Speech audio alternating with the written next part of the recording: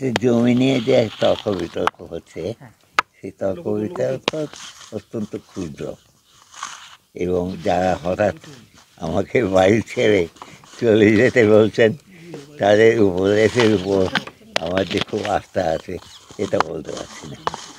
অতএব এ নিয়ে একটা প্রচণ্ড ঝড় উঠেছে এরকম বলাটা আমার ঠিক যুক্তিযুক্ত বলে বোধ হচ্ছে না। এই বিষয় ছেড়ে আরও একটা জিনিস থেকে বড় করার কোনো রকম ইচ্ছে আমার নেই। মমতা বন্দ্যোপাধ্যায় সম্পর্কে আপনি বলেছিলেন যে উনি প্রধানমন্ত্রী হতে পারেন, তারপরেই এই ঘটনা আমরা দেখলাম। আপনার কি মনে হয় যে এটার সাথে এই কারণটা জড়িয়ে, যেহেতু আপনি এটা বলেছিলেন তার ইচ্ছাকৃতভাবে আপনাকে এরকম অপমান করা হচ্ছে? আমি কিন্তু অপমানের খুব কারণ দেখলাম না এখানে। মমতা ব্যানার্জি আলোচনা করলেন যে এই জমি নিয়ে ঝগড়াটা হচ্ছে এবং যেখান থেকে আমাকে উৎখাত করার চেষ্টা হচ্ছে, সেখানে এর ইতিহাসটা কী, এবং ইতিহাসে দেখে উনি বললেন যে উনি যা দেখেছেন রেকর্ডে তাতে ও একটা ধারণা হয়, এবং সেই ধারণাটা আমি যা বলবার চেষ্টা করছি তার সঙ্গে অনেকটাই মেলে, এবং সেটাই প্রকাশ করলেন। এ নিয়ে তো আমার আক্ষেপ করার কোনো কারণ নেই। স্যার, আপনাকে বাড়তি নিরাপত্তা দেওয়ার কথা মুখ্যমন্ত্রী বলে গেলেন এবং আপনাকে আশ্বাস দিয়ে গেলেন কিছুক্ষণ আগে। কেমন মনে করছেন আপনি পুরো বিষয়টা? এই জিনিসটা কি আমি জানি না। অতএব আমি তো বেশ নিরাপত্তাতেই আছি বলে আমার ধারণা। তাই আমি জানি না, নিশ্চয়ই একটা কিছু ভালো আছে জিনিসের মধ্যে।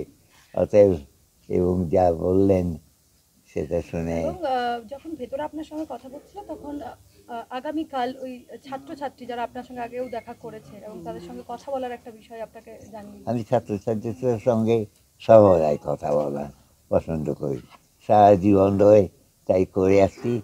আমার যখন 14 বছর বয়স তখন থেকে নাইট স্কুল চালাচ্ছি এই বালিপাড়ায়, এবং আমার হাতে অক্ষর শিক্ষা পেয়েছে, সংখ্যা শিক্ষা পেয়েছে এমন বহু ছাত্রছাত্রী এখানে আছে আশপাশটা গ্রামে। আমার ছাত্রদের সঙ্গে কথা বলার একটা বড় টান আছে, সেই টান আগেও ছিল, এখনও আছে, এবং সেটা যদি দুদিন আগে এখানে প্রকাশ হয়ে থাকে তাতেও আমি লজ্জা পাওয়ার কোনো কারণ দেখি না। স্যার, মমতা বন্দ্যোপাধ্যায় আসার ঠিক আগে বিশ্বভারতী আরও একটা চিঠি দিয়ে বলেছেন যেন জমির ব্যাপারটা আপনি বসে মিটিয়ে নেন। কিভাবে দেখছেন বিষয়টাকে? এই বিষয়ে তো ওরা তো এই বিষয়ে চিঠি দিয়েই যাচ্ছেন, এবং ওদের চিঠি দেওয়ার ক্ষমতা নিয়ে আমি কখনো হতাশ প্রকাশ করিনি। অত্যন্ত জোরের সঙ্গে একের পর এক ওরা চিঠি নিশ্চয়ই দিতে পারেন। এখন সেই চিঠি সর্বদা যে খুব অর্থপূর্ণ এমন নয়, এবং এর মধ্যে অনেক কতই চিঠি আছে যেগুলো না দেখলেও পৃথিবীর খুব একটা ক্ষতি হতো না। অতএব এটা তো ধরতেই হবে যে এরকম সম্ভব। একটা বাংলায় কথা আছে, যাকে বলা হয়, যাদের বলা হয় পোয়েট। এখন পোয়েট তো একটা লক্ষণ হচ্ছে যেখানে তোমার প্রয়োজন নেই সেখানে এসে তুমি বড় বড় কথা বলতে থাকো, এটা তো চলছেই। মমতা ব্যানার্জি আজকে আপনাকে জমির কাগজ দিয়ে গেলেন, এটা কি আপনি বিশ্বভারতীকে পাঠাবেন? যে জমি যে আপনারই, ভূমি সংস্কার দপ্তরে। বিশ্বভারতীকে আমার পাঠাবার কিছু দরকার নেই। আমার জমি যদি আমার হয়, সে নিয়ে আমার বড় টেবিলের উপর দাঁড়িয়ে চিৎকার করে বক্তৃতা করার কিছু নেই। আমি এই চিঠি এইগুলো কাগজ কোথায় পাঠাবো না। তবে তিনি যে এইগুলো দেখেছেন এবং যে দুদিকের সত্যতার মধ্যে যে একটা বিভেদ আছে এবং একটার মধ্যে যতটা সত্যতা আছে অন্যতার মধ্যে, তার কাছাকাছিও কিছু নেই। এটা যে মমতা ব্যানার্জি লক্ষ্য করেছেন, এতে নিশ্চয়ই খুশি হওয়ার কারণ আছে। আপনি কি আপনাকে মনে করেন আইনি যে পথে অথবা আলোচনায় যেতে বলেছিলেন, আপনি কি এখনো নীরবই থাকবেন এই ব্যাপারে? কি বিষয়? এই জমি নিয়ে যে চিঠি আপনাকে দেওয়া হলো, বিশ্বভারতীর আপনি কর্তৃপক্ষ কি আইনি পথে যাবেন, আলোচনায় যাবেন, নাকি নীরবই থাকবেন? এটা খুব কিছু কিছু জিনিস রয়েছে যে নিয়ে আমি চিৎকার করাই, রিসার্চ করি, যেমন লোকের অনাহার, অশিক্ষা, স্বাস্থ্যের ব্যবস্থায় ঘাটতি, এগুলো নিয়ে আমি চিরকালই চিৎকার করব। কিন্তু আমার জমি কোন ব্যক্তি এসে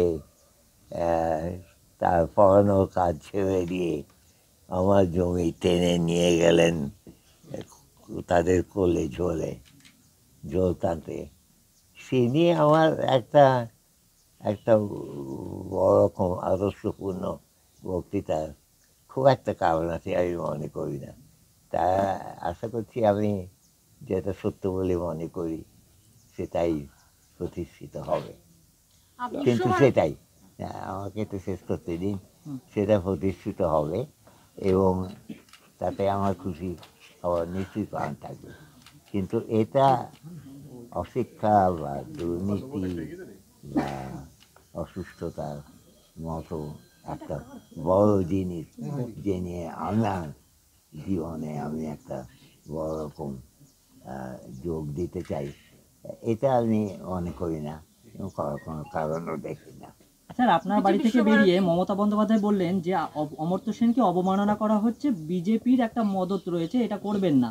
তো আপনিও কি তাই মনে করেন? এখানে আমি জানি না এই যে কে আমাকে অপছন্দ করেন। আমার যদি রাত্রে ঘুম না হয় আমি ভাববার চেষ্টা করি কারা আছে যারা আমাকে পছন্দ করে না। এই করে খুব সুন্দর সময় কাটানো যেতে পারে সকাল 4টা-5টা অবধি, কিন্তু সেটা নিয়ে যে খুব আমার সময় যাবে এরকম আমার আশঙ্কা নেই। আপনি কি মনে করেন যে আপনি নোবেল পাননি, কিভাবে দেখছেন বিষয়টা? লোকে যদি মনে করে আমি নোবেল পাইনি, তাতে আমার কোনো পড়া নেই। নোবেল যদি কেউ পান তাতে তার খুশি হওয়ার কারণ থাকতে পারে, আর যদি না পান তাতে কতটা অখুশি হবে তা ডিপেন্ড করছে এর উপরে কতটা জোর দেন। নোবেল পাচ্ছেন কি পাচ্ছেন না এ বিষয়ে আমি অত্যন্ত চিন্তিত, এরকমটা আমি বলতে পারছি না। আপনি কি মনে করেন বিদ্যুৎ চক্রবর্তী উপাচার্য হওয়ার যোগ্য বিশ্বভারতী? এই বিষয়ে আমি কিছু বলবো না। যে আপনার গর্বের বিশ্বভারতী, সেই বিশ্বভারতীর উপাচার্য এরম ধরনের মন্তব্য করছেন, এটাকে কিভাবে দেখছেন? এই যে নীরবে দেখছি। স্যার, আপনি উপাচার্য নাকি বলছে আপনি তাণ্ডব করে বেড়ান, যখনই আসেন আপনি বহিরাগত এবং এলেই তাণ্ডব করে বেড়ান। এতে তাণ্ডব করার ক্ষমতা কিন্তু বেশ কঠিন জিনিস। আমি যে তাণ্ডব করে বেড়াই তাতে আমি যে খুব লজ্জিত এমনটা বলতে পারছি না। যেটা ওরা বলছে মিথ্যে কথা বলছে। এটা আমার চাই প্রেসের জন্য।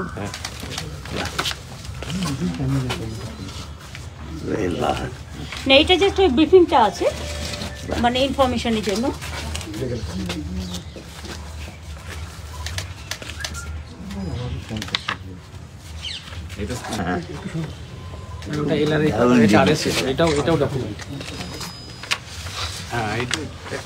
এটাও আরএস রেকর্ড, এটাও ডকুমেন্ট। এইটা স্যার নিয়ে এলাম। হ্যাঁ, এটা হচ্ছে তখন কিন্তু আমি যে রেকর্ডটা দিয়েছি তো পশ্চিমবঙ্গ সরকারের যখন লিস্ট দেওয়া হয়েছিল, যে ডেসিবেলের কথা ওরা বলছে, যে জায়গাটার কথা যে ইলিগালি অকুপাই করা হয়েছে, দ্যাট ইজ রং। এটা 43 ডকুমেন্ট। হ্যাঁ, সেই জন্য আমি দিদি বসুন। ওরা ওরা ওরা যেভাবে অসম্মানিত করেছে আমার খুব গায়ে লেগেছে, আমি সেই জন্য সব নিয়ে এসেছি। 1984টা দেওয়া হয়েছে না? 1984 দেওয়া হয়েছে, দেখুন তো। আপনি বসুন না প্লিজ। 1984 দেওয়া হয়েছে না? এটা হচ্ছে আপনার, হ্যাঁ এইটা 1984 এলআর রেকর্ড। 138 বলছে, কিন্তু পজিশনটা অতটা সে নেই। ম্যাপে বলছে 134, আমি শুনতে চাই না। আইনত আমরা কি করতে পারি সেটা আমি ফিরে যাওয়ার পরে করছি, সেটা আমি ডিএম কে ইনস্ট্রাকশন দেবো। তুলে নিয়ে এসছি, যা এবার কি করলি কর। আমি ওনাকে সমস্ত ল্যান্ড সম্পর্কে বুঝি না, কিন্তু আমি ওনাকে ডিটেলস বুঝেছি। শোনো, আমিও বুঝি না ল্যান্ড, শুনে রাখো। কিন্তু আমি তো ল্যান্ডে যারা আমার ডিপার্টমেন্ট আছে, আমার ডিপার্টমেন্ট পশ্চিমবঙ্গ সরকার, তারা তো বোঝেন। And DM is the chief of the land department. দাঁড়ান না, আমি সব বের করবো আস্তে আস্তে।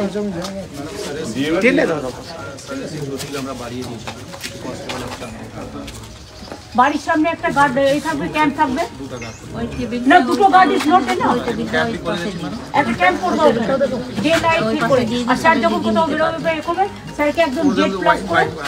ওয়াই নয়, তোমাকে আমি বলছি মনোজ কোথায়? মনোজ আসছে, দেখো তো স্যার কালকে আসবে। স্বরূপ, মনোজকে বলে দাও অমর্ত্য সেনকে জেড প্লাস করে দিতে।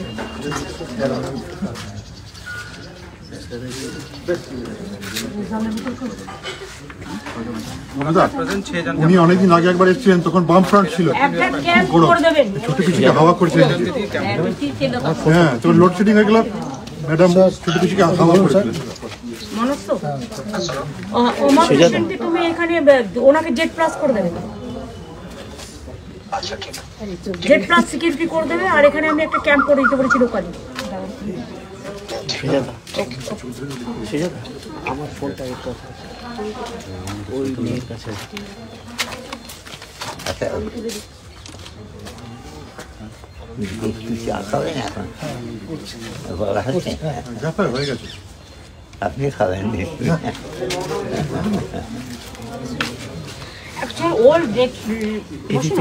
ওর ল্যান্ড রেকর্ডটা এটা কিন্তু মেনটেন করে স্টেট গভর্নমেন্ট, সেই জন্য আমরা এটা বের করতে পেরেছি। আমরা ওই সব জায়গায় তো যাওয়ার দরকার নেই। বিশ্বভারতী জমিও তো আমরাই দিয়েছি। আমি সেদিনকে কাগজপত্র বের করবো, দাও তো একটু। আমি এটাই খুঁজছিলাম, আমি তাড়াতাড়ি করে বেরিয়ে এলাম বলে। আবার আজকে বই মেলা ছিল। বিশ্বভারতীর জমি কে দিয়েছিল? সরকার দিয়েছিল। হ্যাঁ, কোন সালে দিয়েছিলাম আমরা এটা? 1943 সালে, নয় এটা 1900 সালে। না ম্যাম, 1900 দাগ। 1900 দাগে ম্যাম তখন এই বাটা দাগ ছিল না।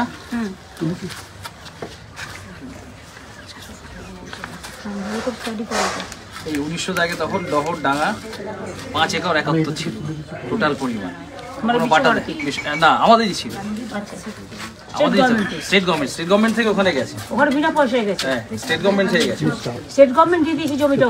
ওদের কি লিজে দিয়েছে না পার্মানেন্ট সেটেলমেন্ট? সেটা আমরা এখনো পাইনি, সেটা আমরা রেকর্ডটা সার্চ করছি। সার্চ করো, আমি থাকাকালীন সার্চ করব। ঠিক আছে, একটা তো দিদির সাথে পরে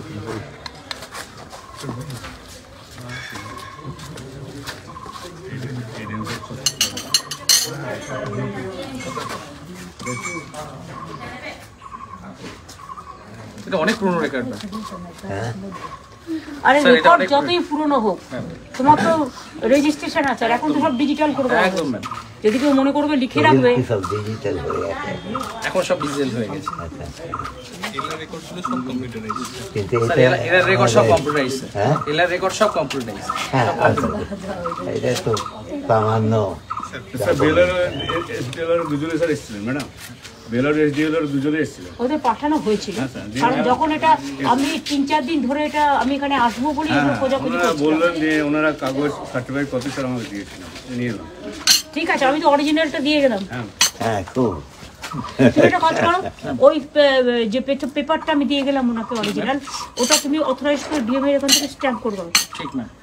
এরা ডিপার্টমেন্ট যেহেতু ডকুমেন্টটা দিয়ে দিয়েছে, ওটা ডিএম ডিপার্টমেন্ট থেকে একটা অ্যাজ এ ডিএম তুমি এটা অথেন্টিকেট করে স্ট্যাম্প করে চিঠি করে পাঠিয়ে দাও। একদম রাউন্ড সিল দিয়ে করব। একদম রাউন্ড সিল দিয়ে অথেন্টিক করে একটা ডিএমও পাঠিয়ে দিচ্ছে। আর এই ফাইলটা আলাদা রাখবেন, এই ফাইলটা যেন মানে মিশে না যায়, ওই কাগজ জমি সংক্রান্ত কাগজপত্রের সাথেই থাকবে, যাতে কেউ কোনোদিন কোয়েশ্চেন না করতে পারে। ওই জমি দিয়েছে বিনা পয়সায়, ও আবার অন্যের খবরদারি করে। আপনার শরীর ঠিক আছে? খুব ভালো। সুগতকে ফোন করলাম, সুগত চলে গেছে, আমি জানতাম না। আজকে সুগত ফোন করেছে, বললো আপনি যখন স্নান করতে গেছিলেন। কারণ আমি ভাবছি আপনি আগেও মানে এইসব জায়গায় যা সব প্রবলেম বা আমি কালকে স্টুডেন্টদের সাথে মিট করব, আরো কিছু আবাসিক আমার সাথে মিট করতে চেয়েছেন, করবো যাবো।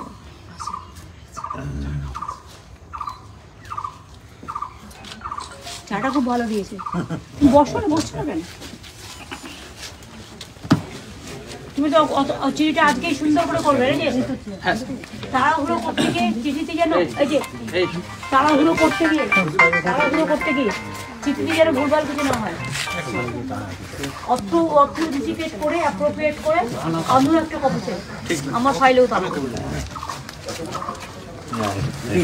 এটা তো একটা কাজ ছাড়াও এটা একটা রেকর্ড থেকে গেল। স্যার আমি ফোন করেছিলাম দুয়ারে সরকার সামনে আর একটা করবো জানি, আমি বলো না।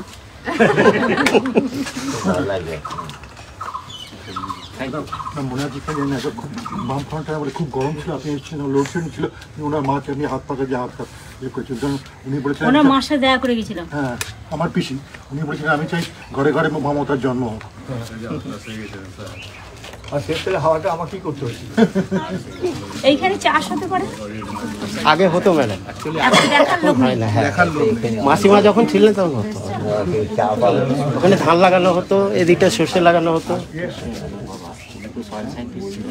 কতগুলি ভ্যারাইটি এক্সপেরিমেন্ট করার জন্য এখানে হতো। আর এখানে বীরভূমের ভোরকুনা গ্রাম আছে, সেই গ্রামে ওরা একটা বিভিন্ন ভ্যারাইটি এখন তো আমাদের কৃষি ডিপার্টমেন্ট থেকে তো করতেই পারে কিছু ভ্যারাইটি, এগ্রিকালচার ডিপার্টমেন্ট থেকে। আমি তো খাচ্ছি বাবু, ওটা ডিএমকে দিয়ে দাও না, ওনার চা কই? স্যার আপনি না স্যার স্যারের ডিএম থাকবে দিন হ্যাঁ দাদা, ডিএম স্যার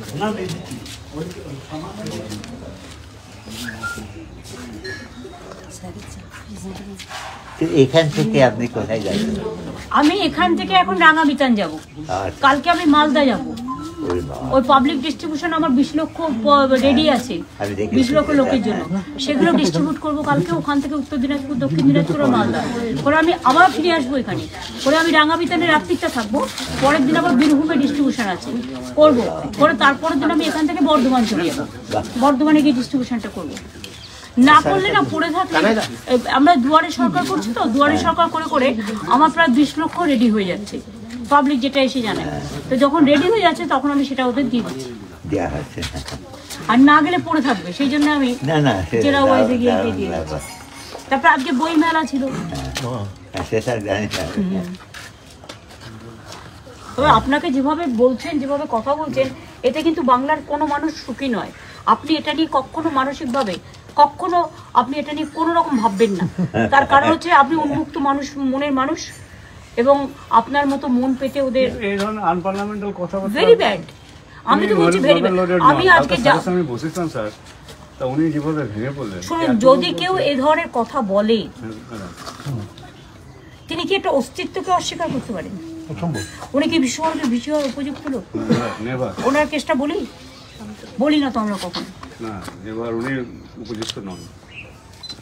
মানে কারো যদি সামান্যতম, উনি আসলে গৌরিকীকরণটাকে একটা গৌরকীকরণ করে ভ্যান ভ্যান করে মাছির মতো কাউকে অসম্মান করার অধিকার কারণে বিতর্ক তৈরি করেছে, আর প্রতিদিন কোর্টে যাচ্ছে। প্রত্যেকের পিছনেই লেগে আছে, মানে বিশ্বভারতী প্রফেসর, ছাত্র ছাত্রী। এখন তো আপনার চিঠির দরকার, আপনি তো কাগজ পেয়ে গেলেন। না না,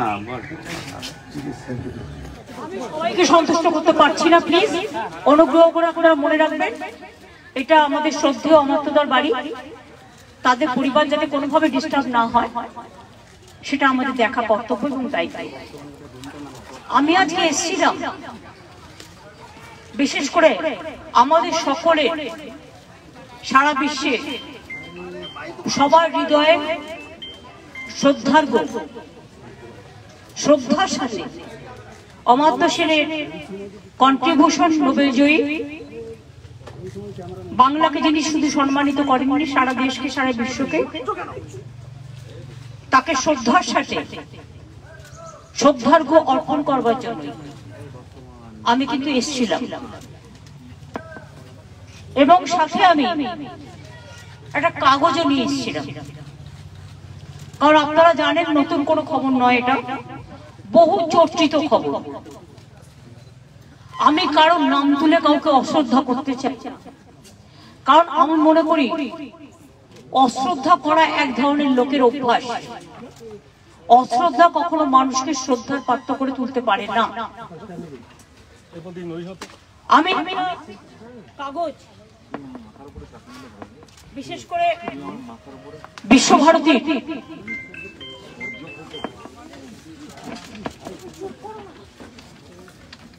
একটা কাগজ আমি পেয়েছিলাম সংবাদ মাধ্যমে, এবং সংবাদ মাধ্যমের অনেকে সেটা আমার ওপিনিয়ন জানতে চেয়েছিল। আমি তখন কিছু বলিনি, তার কারণ আমি অপেক্ষা করছিলাম আমাদের সরকারি মানে কোষাগারে, মিনস আমাদের সরকারি যে আমাদের ল্যান্ড ডিপার্টমেন্ট আছে, জমি ভান্ডারে যে কাগজ সংরক্ষিত আছে সেটা আমি জোগাড় করছিলাম। কারণ আমি তথ্যের ওপর ভিত্তি করে সত্যটা বলতে চাই বলেই আজকে আমার এখানে ছুটে আসা।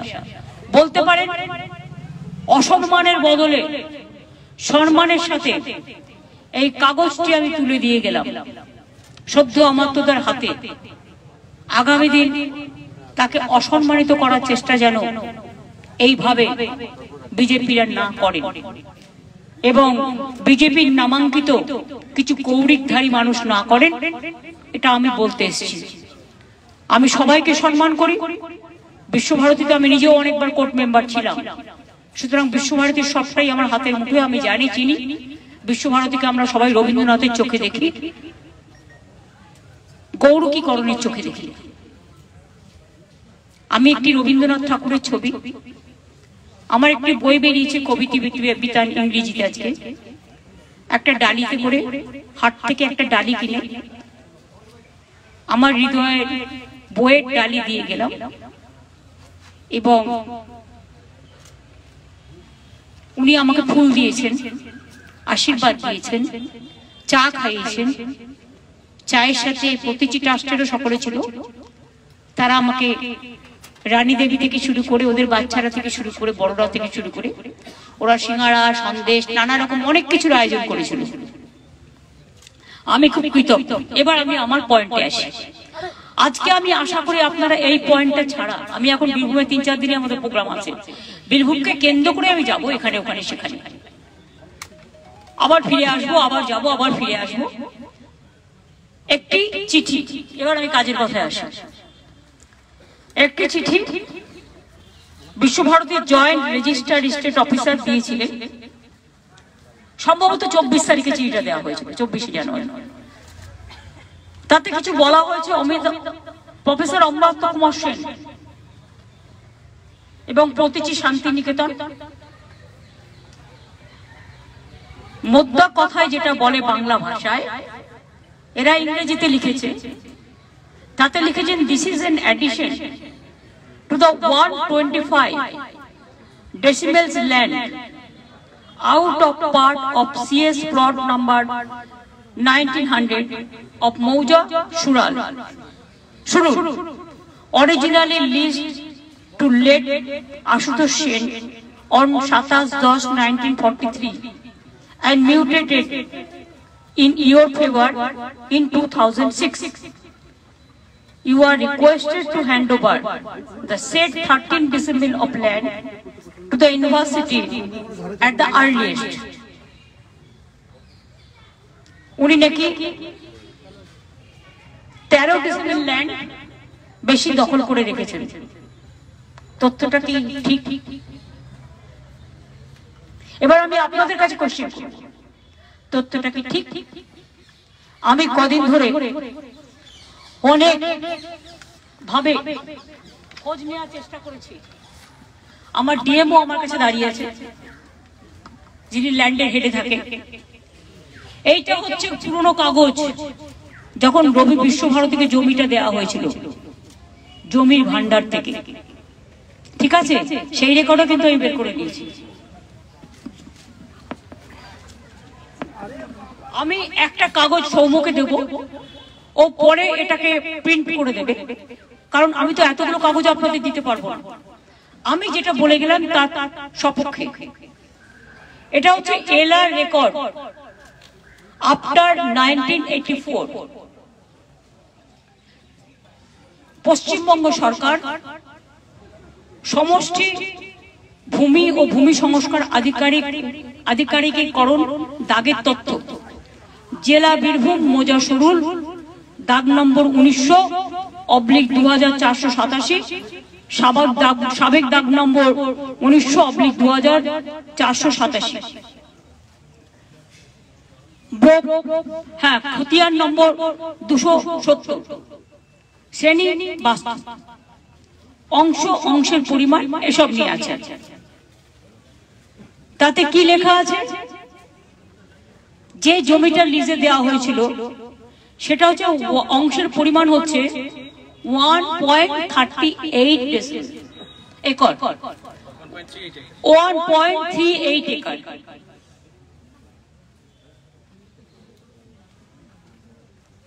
ওনারা কি বলছেন, ওনারা 1.25 বলছেন, তাই তো বলছে উনি কিছুটা বেশি রেখেছেন। এত রাখার কথা ছিল, কত 1.25, কিন্তু তার জন্য উনি বেশি রেখে দিয়েছেন 13 ডেসিবেল।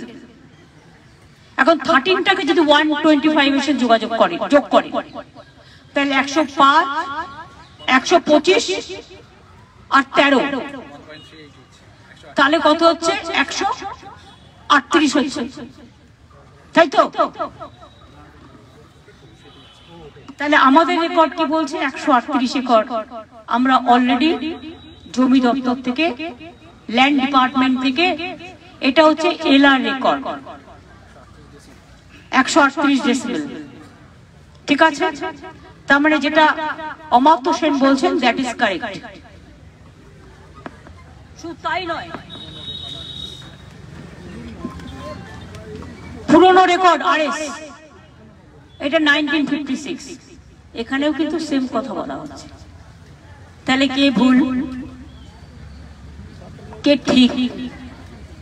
কেন অসম্মান করা হচ্ছে ওনার মতো মানুষকে, যার পায়ে হাত দিয়ে প্রণাম দিলে নিজেদের গর্বিত বলে মনে হয়, যিনি জ্ঞান এবং বুদ্ধি এবং মেধার একজন বৃক্ষ মহিরুহ, তাকে সম্মানিত করার চেষ্টা তো করেননি, অসম্মানিত করে 13 ডেসিবেল জমি নিয়ে লড়ে যাচ্ছেন। আমি বলবো বিশ্বভারতী ভালো করে চলুক, ছাত্রছাত্রীদের কথায় কথায় সাসপেন্ড না করে, শোকজ না করে, থ্রেট না করে, পড়াশোনা বন্ধ না করে, এখানে শুধু গৌরকীকরণের লেফট রাইট প্যারেড না করে। আমি এটা বলতে বাধ্য হচ্ছি, আমি বলতাম না, আমি বলিও না এসব কথা, এখনো পর্যন্ত কিন্তু আমি কারোর নাম বলিনি। আমি বিশ্বভারতী ভালোভাবে চলুক, এটা আমি চাই। আমি একসময় রাজীব গান্ধী যখন প্রধানমন্ত্রী ছিলেন, আমি বিশ্বভারতীতে এসেছিলাম, ছাত্রছাত্রীদের সাথে বসে খাবার আমার সুযোগ হয়েছিল, এবং তখন ছাত্রছাত্রীদের রাজীব গান্ধী কোয়েশ্চেন করেছিলেন, I can recall my memory, যে তোমাদের আইকন কে হওয়া উচিত। ছাত্রছাত্রীরা এদিক ওদিক তাকাচ্ছেন, তখন উনি বলেছিলেন এই বিশ্বভারতীতে বসে মমতাকে দেখে শিখো। আমি এই কথাগুলো ভুলতে পারি। এমনকি আমি বাংলাদেশের প্রধানমন্ত্রী হাসিনা যখন এসেছিলেন তখনও এসেছিলাম। আমি দীর্ঘদিন বিশ্বভারতীর কোর্ট মেম্বার ছিলাম, বোর্ড মেম্বার ছিলাম, কোর্ট মেম্বার, সরি, আমি জানি। সুতরাং শান্তিনিকেতনকে আমি শ্রদ্ধা করি। শান্তিনিকেতন আমাদের এই শান্তিনিকেতন, শান্তির সাথে প্রত্যেকের একটা সম্পর্ক আছে। সেটা মিলিত মেলার প্রয়াস হবে, না সেটাকে থাবা বসিয়ে গ্রাস করা হবে, এটা যাদের দায়িত্ব তাদের স্মরণ করা উচিত। আর আমি নিশ্চয়ই কেন্দ্রীয় শিক্ষা দপ্তরকে আবেদন জানিয়ে বলবো, এভাবে যথোচ্চারিতা, অ্যাট্রোসাস টেরিবল যে অ্যাটিটিউড, ওরা নিশ্চয়ই সবকিছু খোঁজ নিয়ে দেখবেন। এটা হয় না যে বিজেপি করলে সাতকুল মাপ আর অন্যদের বেলায় বন্ধ ঝাপ। অনেকে আমার বিরুদ্ধে হতেও পারে, কি যায় আসে, সমালোচনা করার অধিকার তো মানুষের আছে। রোজই তো দেখেন না, কেউ নাক ডাকা, কেউ মানে নানা রকম ভঙ্গিতে আমাকে ভেঙায়, কুৎসা করে, অপপ্রচার করে। তাতে আমার কি যায় আসে? করবার অধিকার আছে, করুক। করতে করতে একদিন তারা ফুরিয়ে যাবে, তাতে আমার কি যায় আসে? এরা বড় বড় কথা বলেছিল, তাই আমি ছোট্ট একটা ছক্কা মেরে গেলাম। এবং এরপরেও যদি অক্কা না হয়, মানে মিথ্যে কথা বলা, মানুষকে অসম্মানিত করা, তাহলে আমি তখন বীরভূমে 3-4 দিন থাকলাম। আমি চাই বীরভূমে শান্তি ফিরে আসুক, আমি চাই বিশ্বভারতী শান্তিতে থাকুক। অনেক সময় তো পুলিশকেও ঢুকতে দেওয়া হয় না, স্থানীয় পুলিশকে, ডিএম কেও রাখা হয় না। এখানে কি করে? কেন্দ্রীয় ফোর্স দিয়ে পুরো যেন একটা আলাদা বাউন্ডারি, যার সাথে বাংলার কোনো সম্পর্ক নেই। কেন? এই বিশ্বভারতী রবীন্দ্রনাথ ঠাকুর চিন্তা করেছিলেন, বিশ্বকবি রবীন্দ্রনাথ ঠাকুর চিন্তা করেছিলেন মুক্ত পৃথিবী, মুক্ত শিক্ষা, গাছের তলায় বসে ছাত্রছাত্রীরা পড়বে। তাই মনে রাখবেন, বিশ্বভারতীকে দেখতে এখনো লক্ষ লক্ষ মানুষ আসেন, কোটি কোটি মানুষ আসেন। বিশ্বভারতীর গর্ব সারা পৃথিবী জুড়ে। তাই অমাত্য সেনকে যারা অসম্মান করেছেন, একদিন তাদের বিবেকের দংশন হবে এবং ক্ষমা তাদের চাইতেই হবে। এবং তারা যদি মনে করেন শুধু কোর্ট কাচারি করে সবকিছু রেহাই হবে, কোর্ট কাচারি জানেন তো যেমন আছে, জনগণের কোর্ট বলেও একটা কথা আছে।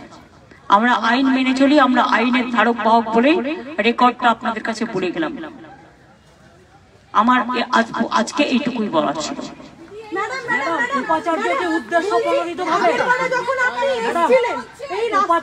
উদ্দেশ্য প্রণোদিতভাবে নিয়েছিলেন বিশ্বভারতী কর্তৃপক্ষের কাছ থেকে। এরপরে এলেন, দেখেন বারবার অমর্ত্য সেনকে অপমান করা হচ্ছে। একের পর এক যে বিশ্বভারতীতে ঘটনা ঘটছে, দেশ বিদেশের বহু গুণীজন তার বিরুদ্ধে একটা অভিযোগ জানাচ্ছেন। এই পরিস্থিতিতে দাঁড়িয়ে আপনি কি বলবেন পুরো ঘটনাটা? না, আমার কাছে কালকে যেমন কিছু স্টুডেন্ট আসে, তারা আমার কাছে টাইম চেয়েছেন, আমি কথা বলবো। আমার কাছে কিছু আবাসিকও টাইম চেয়েছে, তারা কথা বলবে। কিন্তু আমি কাল সকালে বেরিয়ে যাবো মালদা, উত্তর দিনাজপুর, দক্ষিণ দিনাজপুর প্রোগ্রাম আছে। প্রোগ্রাম করে ফিরে এসে আমি শুনতে চাই ওরা কি বলতে চাই। শোনাটা তো আমার কাজ, শুনলে অনেক কিছু মানে আইডিয়া বাড়ে, এক্সপিরিয়েন্স বাড়ে। উপাচার্যকে রাজনৈতিক উদ্দেশ্য প্রণোদিতভাবে জমি ফেরত চাইছেন অমর্ত্য সেনের। আমি এ ব্যাপারে কোনো মন্তব্য করব না। মন্তব্য খুঁজে দেখার দায়িত্ব আপনার। আপনারাই বা কেন দেখছেন না? এতদিন ধরে আপনারা বলুন তো, আমরা কি মরে গেছি না আমাদের মেরুদণ্ড মরে গেছে যে আমরা প্রতিবাদ পর্যন্ত করতে পারি? আমরা তীব্র ভাষায় একটা মানুষকে আক্রমণ করছে, অসম্মান করে চলেছে। উনি কি নোবেল দাতা হয়ে গেছেন নাকি? নোবেল পাননি এমনও মন্তব্য করেছেন। সেই জন্যই বললাম তো কথাটা, রবীন্দ্রনাথ ঠাকুরের আসল নোবেলটা কোথায় গেল? ওটা তো রেপ্লিকা। আগে ওটার জবাব দিন, তারপরে এই জবাবটা আমি দিয়ে দিই। ঠিক আছে? Thank you so much. হাঁটুর ব্যথায় রিউমাট নিন, হাঁটুর ব্যথাটা কমবে। হোমিওপ্যাথির একটাই নাম, NP Dutta and son, NP Dutta and son, NP Dutta and son. Study MBBS in Bangladesh. নিজেকে ডাক্তার হওয়ার স্বপ্ন পূরণ করতে চান? তাহলে বাংলাদেশের টপ মেডিকেল ইউনিভার্সিটিতে আপনার সাধ্যের মধ্যে ডাক্তারি পড়ার সেরা ঠিকানা। মিশন এমবিবিএস, স্বপ্ন আপনার, পূরণ করব আমরা।